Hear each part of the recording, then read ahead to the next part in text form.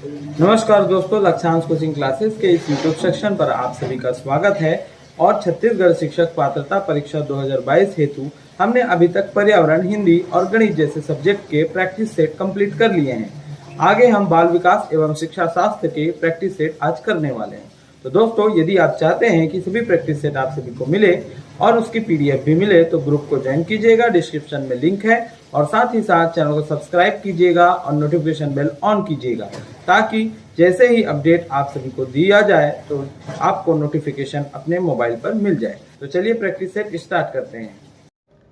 चलिए practice set को start कर लेते हैं। तो यहाँ पर देख रहे हैं आप, पहला प्रश्न आ रहा है, बच्चों में नैतिकता का विकास करने के लिए निम्न में से क्या आवश्यक है। ऑप्शन है धार्मिक प्रवचन, परिवार का वातावरण, पूजा पाठ या फिर अच्छे बुरे के अंतर को समझ।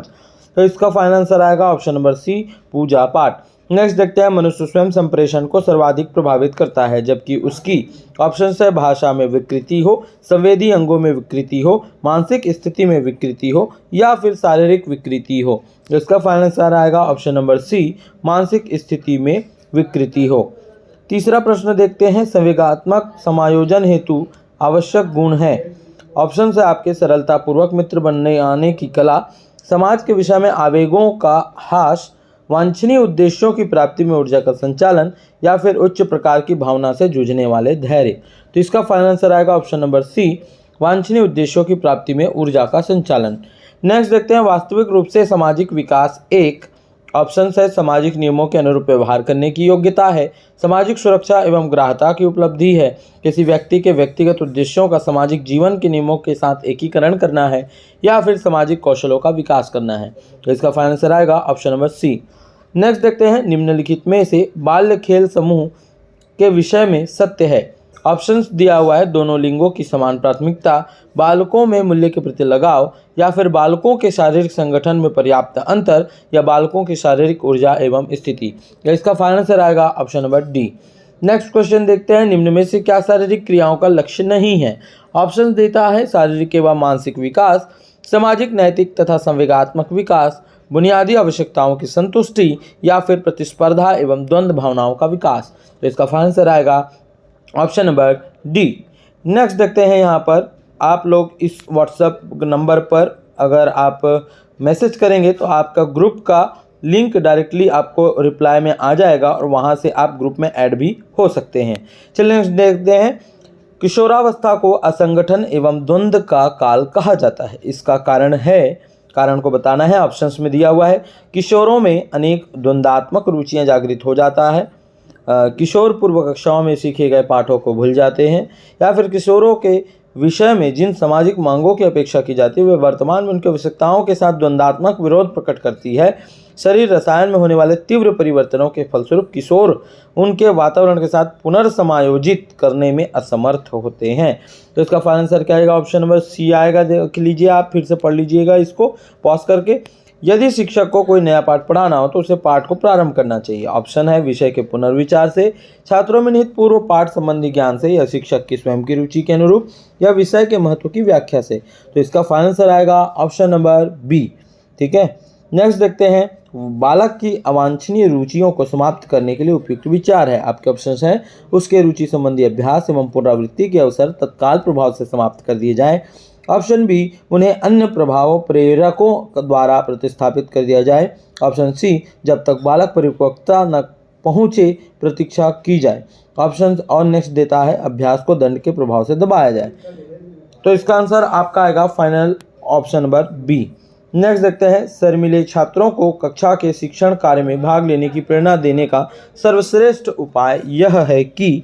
ऑप्शन है, गृह कार्य से मुक्त रखा जाए, कक्षा में अपनी रुचि के विषय कुछ बताने को प्रोत्साहित किया जाए, यदि वे किसी प्रश्न का उत्तर ना दे सके तो उन्हें शर्मिंदा किया जाए या उनको विशेष स्नेह दिया जाए। तो इसका फाइनल आंसर आएगा ऑप्शन नंबर बी। नेक्स्ट देखते हैं, शिक्षण क्रिया तब तक शिक्षण उद्देश्यों में असफल होती है जब तक छात्र ऑप्शन से अनुशासित ना हो, निष्ठावान ना हो, इसके लिए इच्छुक ना हो या अन्वेषी ना हो। तो इसका फाइनल आंसर आएगा ऑप्शन नंबर सी। नेक्स्ट देखते हैं, शिक्षक बनने के बाद आपके विचारानुसार प्रत्येक शिक्षक के घर पर किस वस्तु का होना जरूरी है। आपके ऑप्शन से पुस्तकालय, टेलीविजन, सजा हुआ ड्राइंग रूम या फिर सुंदर मकान। तो इसका फाइनल आंसर आता है पुस्तकालय। नेक्स्ट देखते हैं, यहाँ पर शिक्षण कार्य समाप्त होने के बाद शिक्षक को चाहिए कि वह ऑप्शन है श्याम पट्ट को साफ कर दे, श्याम पट्ट को यूं ही छोड़ दे, या किसी छात्र से श्याम पट्ट को साफ करवा दें, इनमें से कोई नहीं। तो इसका फाइनल आंसर आएगा, आप सभी को पता होगा, श्याम पट्ट को साफ कर दें।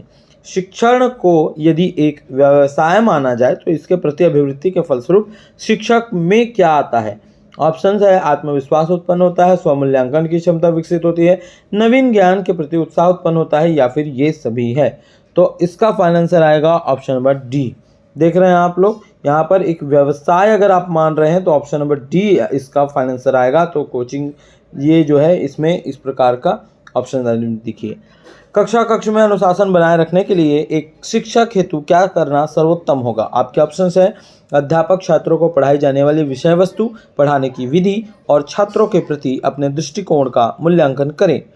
नेक्स्ट ऑप्शन है कक्षा के छात्रों की सहमति से अनुशासनहीनता के लिए दिए जाने वाले दंड का प्रकार, उसकी मात्रा निर्धारित करें। इस समस्या पर विचार करने हेतु अभिभावकों को बुलाकर बात करें, या फिर अनुशासनहीन छात्रों के नाम प्रधानाध्यापक के पास भेज दें। तो इसका फाइनल आंसर क्या आएगा? ऑप्शन नंबर ए आएगा। नेक्स्ट देखते हैं कक्षा कक्ष में बेहतर अनुशासन बनाए रखने के लिए आवश्यक है कि ऑप्शन है शिक्षण सामग्री उत्तम तरीके से प्रयोग किया जाए, पाठ्य विषय में खूब मनोरंजन की बातें हो, अध्यापक का व्यक्तित्व प्रभावशाली हो, या फिर छात्रों को पता हो कि प्रधान अध्यापक किसी भी समय में कक्षा में आने वाले हैं। जो इसका फाइनल आंसर आएगा ऑप्शन नंबर ए। नेक्स्ट देखते हैं बच्चों में स्व अनुशासन की भावना पैदा करने के लिए आवश्यक है कि ऑप्शन है कठोर अनुशासन में रखा जाए, अनुशासन में रहने के लाभ बताया जाए, अनुशासनहीनता पर उन्हें दंड दिया जाए, या फिर जिन्हें जिम्मेदारी सौंप दी जाए। तो इसका फाइनल आंसर आएगा ऑप्शन नंबर डी। नेक्स्ट देख लेते हैं यहाँ पर नीचे, यदि कक्षा में कुछ बच्चे पढ़ने में कमज़ोर हो और कुछ तेज हो तो अध्यापक के लिए क्या उचित है? आपका ऑप्शन है विभिन्न प्रयोजनों के लिए बच्चों को योग्यता व रुचि के आधार पर समूहों में बांटकर कार्य कराए, कमज़ोर बच्चों को पढ़ाने का काम तेज बच्चों को सौंप दें, कमज़ोर बच्चों को स्कूल टाइम के बाद अलग से पढ़ाएं, या तेज बच्चों को स्वतः पढ़ने की छूट देकर कमज़ोर बच्चों की ओर ध्यान दें। आप सभी ने इसका आंसर दे ही दिया होगा, लेकिन मैं भी इसका फाइनल आंसर बता देता हूँ, ऑप्शन नंबर सी आएगा। नेक्स्ट देखते हैं रटने की आदत से छात्रों को होने वाली हानि है। ऑप्शन है बुद्धि विकसित नहीं होती, मौलिक चिंतन नहीं कर पाते, या आत्मविश्वास समाप्त हो जाता है, या कक्षा शिक्षण से कट जाते हैं। तो इसका फाइनल आंसर आएगा मौलिक चिंतन वे नहीं कर पाते।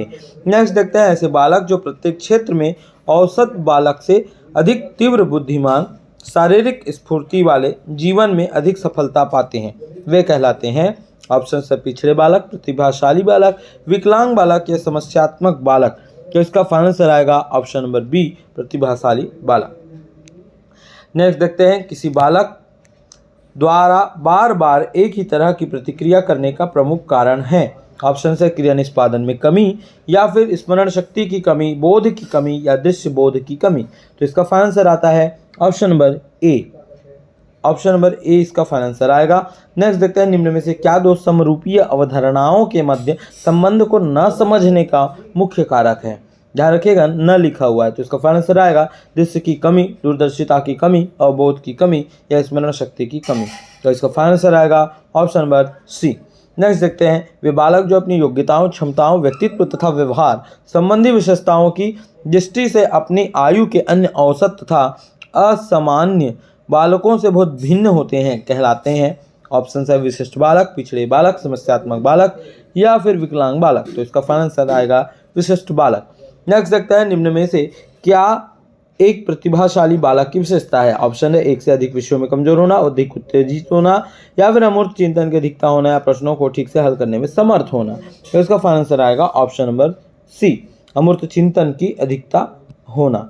शिक्षण के समय अध्यापक द्वारा विचार संप्रेषण किया जाता है, वह छात्रों पर निम्न में से क्या प्रभाव डालता है? ऑप्शन से मनोवैज्ञानिक, सामान्य, अनावश्यक, या फिर शैक्षिक। तो इसका फाइनल आंसर आएगा मनोवैज्ञानिक। नेक्स्ट देखते हैं क्षीण बुद्धि में बच्चों की बुद्धि लब्धि कितनी होती है? ऑप्शन है 70 से 80, या फिर 70, या फिर 50 से कम, या फिर 80 से 90 के मध्य। तो इसका फाइनल आंसर आएगा ऑप्शन नंबर सी, 50 से कम होता है। नेक्स्ट देखते हैं सहायक सामग्री, उदाहरण, दृष्टांत आदि के प्रयोग में विचार संचार में बाधा उत्पन्न होती है। इस कथन से आप कैसे सहमत है, असहमत है, या फिर आंशिक रूप से असहमत है, संतुष्ट नहीं है? आपके ऑप्शन बताइए, आंसर दीजिए ऑप्शन से। ऑप्शन नंबर ए इसका फाइनल आंसर होगा।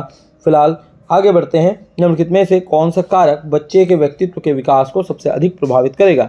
घर का भावात्मक वातावरण, अनुवांशिक गुणमदोष, सहपाठियों का सामाजिक अनुकूलन या फिर विद्यालय का अनुशासन? तो इसका फाइनल आंसर आएगा ऑप्शन नंबर ए। नेक्स्ट देखते हैं, विद्यालयों के गुणवत्ता में सुधार के लिए निम्न में से कौन सा कारक अधिक प्रभावशाली है? ऑप्शन है अधिक वित्तीय साधन, उपयुक्त सुविधाएं, प्रतिबद्ध अध्यापक या फिर समुदाय का सहयोग? तो इसका फाइनल आंसर आएगा आपका ऑप्शन नंबर सी। नेक्स्ट देखते हैं, प्राथमिक स्तर पर अध्यापक की निम्न में से सबसे महत्वपूर्ण भूमिका है? आपके ऑप्शन से जानकारी देना, योजना बनाना, छात्रों की देखभाल करना या फिर मार्गदर्शन करना? तो इसका फाइनल आंसर आएगा ऑप्शन नंबर सी। तो दोस्तों ये था आज का practice set. Next practice set में फिर से आप सभी के लिए आज से मुलाकात होगी और हम नेक्स्ट प्रैक्टिस सेट लेकर आएंगे। तब तक के लिए बने रहेगा, खूब प्रैक्टिस कीजिए। नीचे कमेंट सेक्शन पर कमेंट जरूर करें आपका कितना प्रश्न सही हो रहा है। तब तक के लिए बहुत बहुत धन्यवाद।